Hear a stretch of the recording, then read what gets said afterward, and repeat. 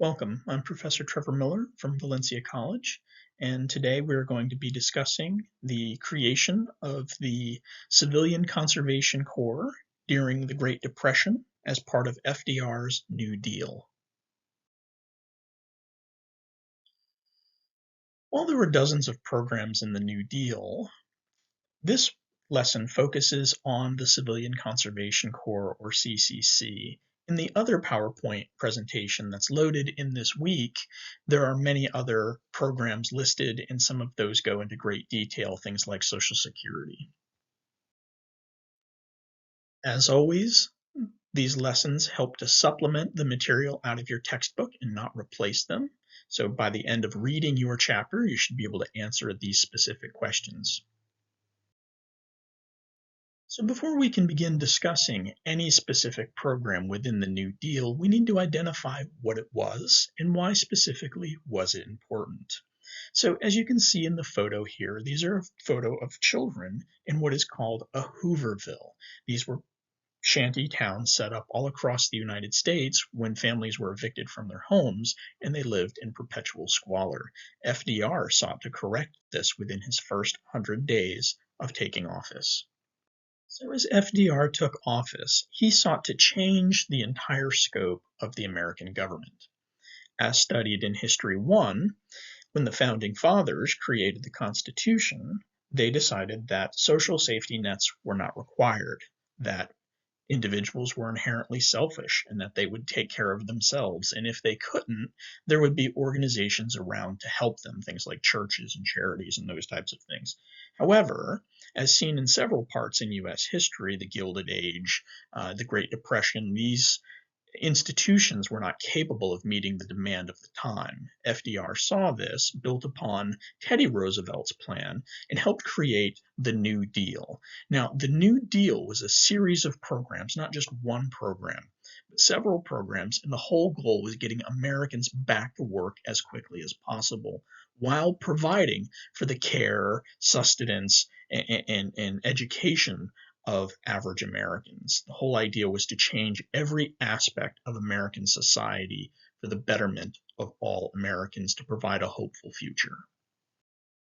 So as noted, there were several programs created under the New Deal, and not every program was successful. Not every program made it through Congress. Not every program made it through the Supreme Court. But the overarching goal of the program was sound: put Americans back to work, to build institutions in efforts to stabilize markets so that something like this could never happen again.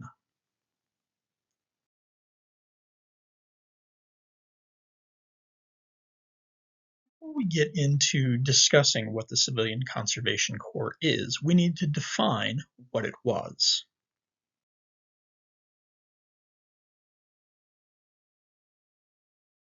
An effort to help bolster the finances of families. At this time, Congress would not allow direct payments to individuals for support. FDR created the CCC, or Civilian Conservation Corps, as a way of providing employment that benefited the United States in return for monies that would be allocated for families. This was part of the Civilian Works Administration, and the whole idea was to help improve the nation's agricultural environment, nation's forests, our parks, and to provide direct payments to families in return for donating their sons for this work. So in Roosevelt's first week in office, he approached his cabinet and he pushed them to implement a program that put 500,000 American men to work by summer. Now, you have to think about how rapidly this is. He took office in January, and by summer, he wanted 500,000 men working. So the program had to be stood up in the most rapid fashion to be able to get through Congress, to find allocation for money, to hire people to implement it, and then to implement it in every state in the union. That is incredibly fast to get law pushed through. Now, as he implemented this program, FDR had wide-sweeping bipartisan support. There were only 2 Republicans that voted against it, and they voted against it because of the pay for the program directors, not necessarily for the program themselves. The target for this organization were males 18 to 25. Many of them found themselves lacking nutrition, lacking food, lacking a house, lacking any type of stability in their lives. So the idea of the Civilian Conservation Corps was appealing, to give up some of their freedoms for a short period of time in exchange for food, lodging, and shelter, and a paycheck was mighty appetizing. So what happened? The government paid them $30 a month. The requirement was that 25 of those dollars would be sent to their families for their family subsistence and support to help keep the entire family together, and the worker kept about $5. When this was initially proposed, the Republicans offered to pay workers about $1 a day, and FDR overrode this through an executive order, and this is one of the first times where a president used an executive order to implement monies. So camps were established in every state in the Union, and they were set up like military facilities. They were provided barracks. They had to work out each day. They had to attend religious activities, and they had to behave like civilized gentlemen. Think about it. These are young men coming from all over the country, put into different environments without their family. Bad things could have happened, and there are very few incidents recorded where people behaved uncivilly. Now, when they first arrived, many had to stay in tents while their structures were being built, which they helped build themselves. Men were given sparse room to store anything. They showed up, they had a cot, a blanket, a locker to store their belongings. That's about it. They're living in a barracks with anywhere between 1 to 50 men at a time. They wore a uniform, and they were provided any equipment or tools they needed to perform the duties associated with things. Here is some information from a camp in South Dakota. At this camp, these men were in barracks of about 20 men, and they were expected to work throughout the day. And as they finished their work duties, many were required to attend school. Now, for many of these youngsters, this was the first chance they had actually had to be in a school. Remember, during this window in time, there was no Department of Education. There was not widespread schooling of children that was not received at home. And during the Great Depression, many American families, every member of the family had to work, so there was limited time for these people to go to school. So here's an opportunity for food, lodging, shelter, employment, learning a trade, and they're attending school. So while the men were there to work, oftentimes they had their Sundays free and certain times during their evenings free, and they would have a wide array of camp activities depending on where they were and what the camp offered. Additionally, towns that were around the camps often brought food and entertainment to the camps for these young men. Things like square dances and fairs and carnivals and other religious activities brought in for their entertainment and enjoyment and their growth.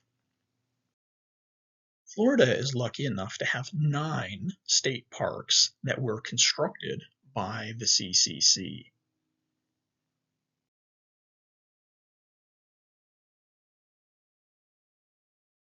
Building parks and state parks and recreation areas, the CCC focused on many, many other aspects, and one of those was fire prevention and forest firefighting, wildfire fighting, especially along the West Coast. And you can see by the statistics here, they were largely successful in what they did. They helped keep firefighting or fires at an all-time low across the United States while the program was in place.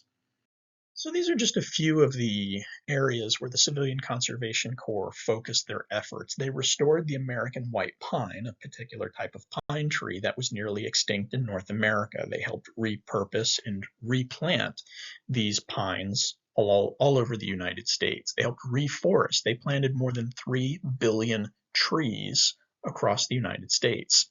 Now, you have to remember this was during the Dust Bowl, so reforestation definitely helped with erosion. They worked with things like gypsy moth abatement, so that's a tree-killing insect that they helped destroy. They regrassed many parts of the American West. They helped build dams and worked with the Department of Agriculture with soil conservation. They put in barriers to help with erosion control and help keep the dust and dirt from blowing around and keeping it where it needed to be. They did wildlife rehabilitation and habitat restoration. In one of my studies, I found that in Alabama, in the young men's off time, they built barges and they pushed them out into swamps so that they could build habitats for waterfowl. Aside from all of that, they built roads and bridges and trails and power lines and dams. They helped to build the infrastructure that helped America grow and helped to facilitate the growth of the national park system. So while the nation was benefiting from these young men's involvement in the Civilian Conservation Corps, the impact that it had on these individuals was tremendous. For the first time in many of their lives, they had 3 solid meals a day. They grew, they learned, they excelled at what they did. They learned technical skills to help carry them into the future. So for many of these men, the CCC was life-changing. As we're nearing the end of the CDC, we have to ask the question, why didn't the program survive if it was so successful with both Republicans, Democrats, and the nation? And there are several factors that weigh into this. One of them was that the nation was recovering. They didn't necessarily need to employ all of these people. Another part was World War II was drumming, right? So these young men were needed elsewhere to go fight the World War II. And yet another part was FDR goofed as some of his programs, some of his other programs floundered. He sought to pack the courts. He was going to expand the Supreme Court and put judges that were sympathetic to his ideas on the court. This was a reaction that was just a step too far for many politicians, so they pulled support from many of his other programs to send a message that that was inappropriate. And sadly, the CCC was one of those programs that got cut because of this misstep by FDR. The federal program floundered. Many other states filled in this gap where they still had a need. So one of those is in South Dakota. The Tennessee Valley Authority was created, and their primary focus was on creating power. We have to remember during this time period, while the American cities had electricity, about 90% of rural America did not have electricity. So the CCC helped provide, clear the power line trails and help install power lines, help you build utilities that would later become our power grid. California still has a CCC that operates today, and there's a really cool video in this lesson about modern CCC in California. These young men and women can earn college credit and get paid in California for volunteering to help their state and national forests. I hope you enjoyed learning a little bit about the CCC. Again, there are videos in the classroom, there are articles, you have a writing assignment associated with it, and the material in the textbook is quite good. I strongly encourage you to read through as this supplements that material. Thank you for listening, and I hope you have a wonderful day and you're learning a lot from this course.